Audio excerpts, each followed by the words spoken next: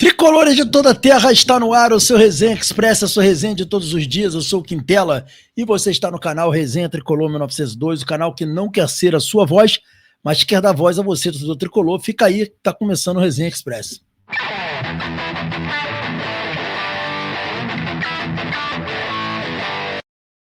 Resenha Express voltando, eu peço aos amigos e às amigas que se inscrevam no canal, ativem o sininho das notificações e deixem o like. Fazendo isso, você diz ao YouTube que esse conteúdo é bacana, nos ajuda a engajar. Pedir também para a galera puxar o comentário para o lado e clicar no hype, dar um hype nesse vídeo, faz toda a diferença para o nosso trabalho, faz esse vídeo chegar a mais pessoas. A gente começa o nosso pré-jogo aqui no Resenha Express de hoje falando desse senhor que está aí, o senhor Flávio Rodrigues de Souza, de 45 anos de idade, é um árbitro FIFA de São Paulo, tem uma média de 6 cartões por jogo, uma média altíssima de cartões por jogo, não é das melhores. Mais alguns dados sobre ele apitando jogos do Fluminense, foram 21 jogos até hoje, com 8 vitórias do Flu, 5 empates e 8 derrotas, está bem equilibrado. O senhor Flávio também, nos últimos 5 jogos que o Fluminense jogou com ele apitando, o Fluminense ganhou um jogo, tá bom? Dos 5 últimos que ele apitou.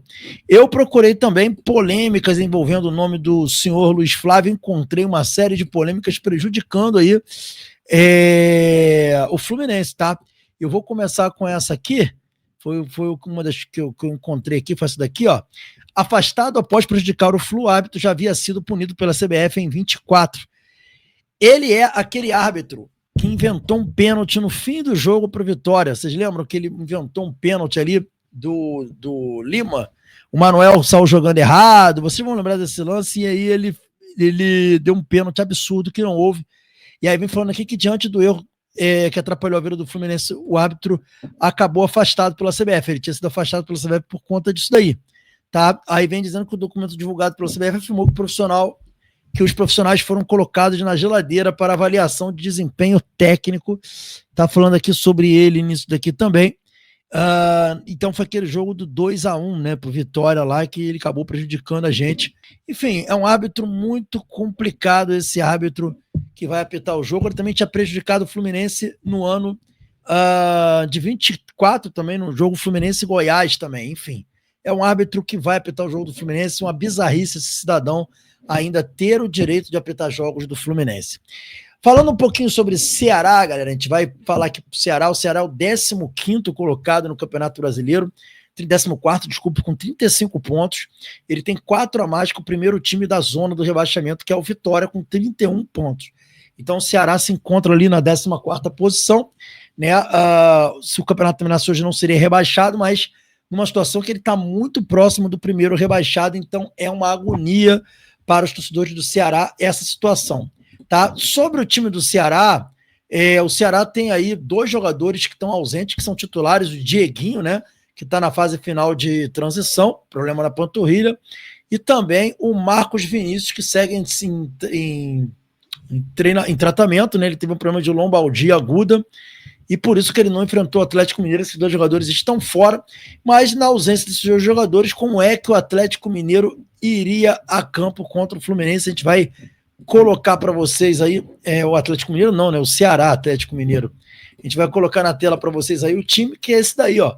O Bruno Ferreira no gol, Fabiano Souza, Marlon, William Pacheco e Matheus Bahia, o Zanocelo, o Richarlison e o Vina, Galeano, Fernandinho e Pedro Raul. Galera, para falar rapidamente sobre esse time do Ceará, para poder explicar para a galera um pouquinho de como joga esse time do Ceará e etc. Então, esse time do Ceará é um time que é muito ofensivo, tá? Eles estão colocando em campo contra o Fluminense um time bem ofensivo. Eles não estão, assim, se sujeitando, não. Estão colocando o que eles têm de melhor para enfrentar o Fluminense.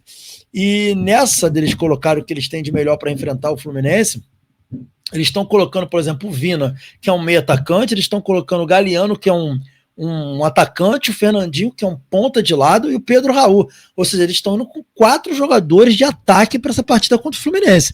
Óbvio que quando perder a bola vai ter que ter aquela solidariedade, todo mundo voltando na segunda linha, fazendo um 4-5-1, deixando só o Pedro Raul no ataque, mas ainda assim, você entrar com 4 atacantes em campo, cara, tem que ter muita coragem. Tem que parabenizar aqui o técnico dos caras, que os caras têm aquilo roxo, os caras não têm medo, não. Eles confiam nos jogadores deles e assim, vida que segue aí. Então, fica um pouquinho aí de dados sobre o Ceará. Para fechar o Resenha Express, a gente tem ainda aí duas informações importantes, uma sobre a política do Fluminense e uma sobre uma escolha coerente feita pelo Zubeldia. A gente vai começar então com a política do Fluminense e a pergunta que a gente colocou hoje na thumbnail, que é o união. O que falta? O que falta para ter união dentro dessa oposição do Fluminense? Galera, então, vamos lá. Com a saída do Rolim, da chapa com o Celso, o Rolim começou a articular informações que eu obtive, uma tentativa de convencimento em torno da campanha de apenas um nome para a oposição. A informação que eu tive é que alguns candidatos de oposição poderão se reunir ainda no fim dessa semana para discutir o tema união das chapas, tá? Hoje, o único candidato de oposição que tem assinaturas é o Ademar Arraes. Os outros não têm assinatura suficiente para serem candidatos à presidência do Fluminense. Então, muito provavelmente, já está no mês de novembro entrando, no fim da semana que vem já vão se definir melhor quem serão os candidatos de oposição reais, tá? Eu fiquei sabendo, por exemplo, que o Mazella foi procurado pelo Ademar Arraes. Fiquei sabendo também que houve uma procura do Ademar Arraes pelo Monteagudo. Enfim, acredito que semana que vem a gente já vai ter uma definição dessas chapas melhor do que a gente está sabendo. E aí o que está faltando é realmente chegar às partes, sentar e conversar, mas tudo indica que terão pelo menos duas candidaturas de oposição. Beleza, galera? E para fechar agora aqui, a escalação do Fluminense que vai a campo na partida de hoje. E aí eu quero falar aqui de uma coisa legal, a gente tem que elogiar quando o treinador também faz o certo, mesmo que seja o básico, né? E ele consegue fazer o certo. O técnico Luiz Beldia parece estar empolgado com o John Kennedy. John Kennedy vai permanecer no time. E tá aí a provável escalação do Fluminense. Fábio, Samuel Xavier, Thiago Silva, Freitas e René, Hércules, Martinelli, Lúcio Acosta, Canóbio, Bernal e John Kennedy. Galera, o Zubeldia, eu acho que tá tendo um chá de Simancol e vendo que o John Kennedy não pode não ser titular desse time do Fluminense. Eu acho que a pressão da torcida, a força da torcida tem feito ele dar aqueles recursos estratégicos para não perder também o torcedor, porque ele precisa ter o torcedor do lado dele. Então, a informação, quem trouxe a informação em primeira mão hoje foi o José Ilan. Ele trouxe a informação que o John Kennedy vai para o jogo. Então é uma notícia excelente. John Kennedy vai para o jogo, tem totais condições de jogar e vai começar como titular. Beleza, galera? Por último aqui também, só para poder contextualizar para vocês que acabei não fazendo essa contextualização, o Fluminense joga hoje às 19 horas contra o Ceará no Premier. Vai passar no Premier, tá bom? Depois do jogo tem um pós-jogo aqui no canal que eu aguardo vocês. O Fluminense ocupa a 7ª posição no Campeonato Brasileiro com 44 pontos, 3 a menos que o Botafogo, com um jogo a menos, é verdade. O Fluminense lutando aí, está em 7º lugar, lutando por uma vaga na pré-Libertadores. Esse foi o Resenha Express. Saudações tricolores, fiquem com Deus e até o próximo vídeo. Lembrando que hoje, após o jogo, tem pós-jogo do Resenha. Vem aqui pro YouTube dar essa moral pra gente. Valeu, galera. Forte abraço.